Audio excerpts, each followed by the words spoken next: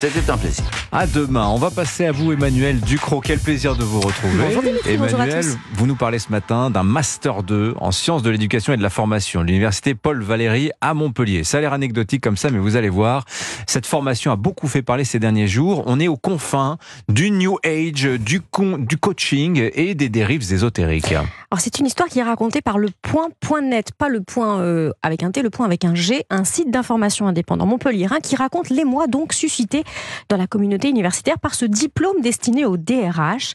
Un enseignement qui comprend, tenez-vous bien, une optique de bienvivance, de leadership vibratoire et de pédagogie quantique afin d'œuvrer en pleine conscience et en résilience. Alors ça ne s'invente pas. Je cite la plaquette du diplôme, il faut aller la lire. On dirait une pub pour des retraites de jeunes de méditation et de détoxification émotionnelle par un gourou de la Drôme provençale. C'est totalement perché. On a là effectivement tout le jargon du coaching New Age et autres fariboles spiritualo-méditatives. Alors ce Master 2, ce diplôme-là, est-ce qu'il est nouveau ? Ben non, il date de 2011. C'est une campagne d'inscription qu'il a remis sur le devant de la scène et c'est là que des universitaires et des étudiants interloqués ont découvert le cursus qui comprend aussi des retraites dans des monastères bouddhiques. Mais attention, le tout très laïquement.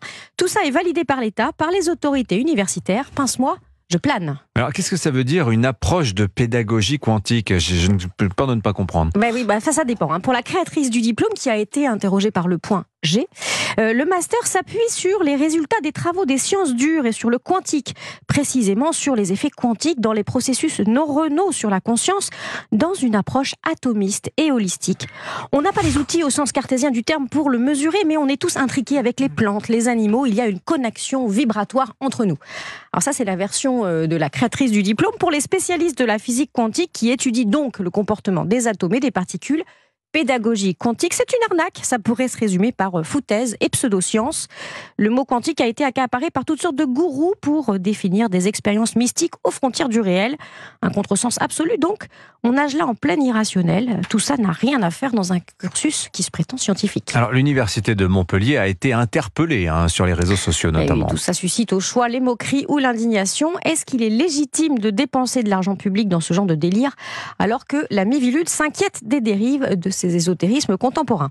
Alors sur X, l'ex-Twitter, le directeur de la communication de l'université, Paul Valéry, a fait l'erreur de répondre qu'il ne donnerait aucune explication aux comptes anonymes qui l'interrogeaient. Bien mal lui en a pris.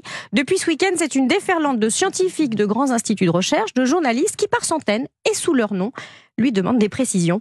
Il va falloir compter sur un miracle quantique pour sortir rationnellement de cette histoire. Comment vous dites la pédagogie quantique et le leadership vibratoire? Voilà, leadership vibratoire. Mais déjà, quand on ne comprend pas l'intitulé du diplôme, peut-être que c'est déjà un indice.